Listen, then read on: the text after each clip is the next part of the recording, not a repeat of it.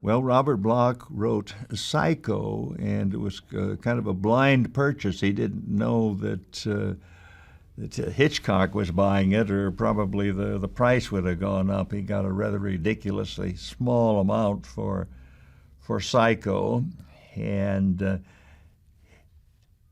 like Bela, Dracula, Lugosi, Boris, Frankenstein, Karloff. Ever afterwards, he's Robert Psycho Bloch, as though that's actually his middle name.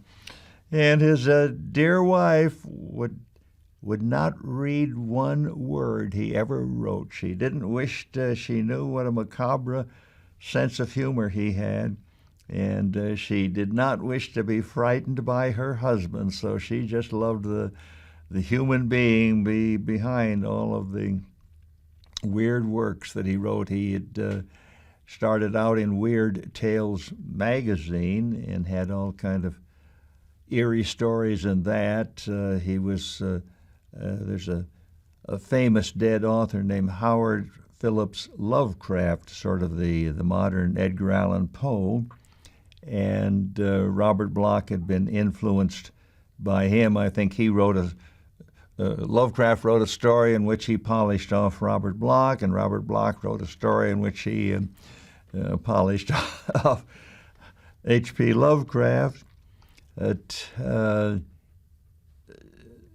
Robert Bloch received one of the earliest, what we call a Big Heart Award, because he was such a generous individual. He gave away thousands and thousands and thousands of words free to little fans starting their amateur mimeographed magazines.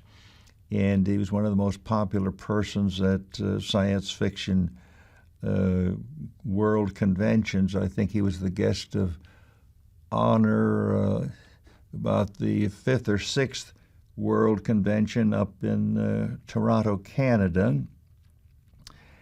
He had a fabulous sense of humor. At one convention, he got up to give a speech, and I said, "Oh, excuse me a moment." And I went up to him. He didn't know what in the world was happening.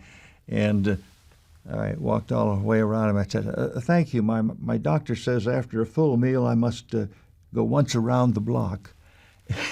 And so he actually used that on one of his last books.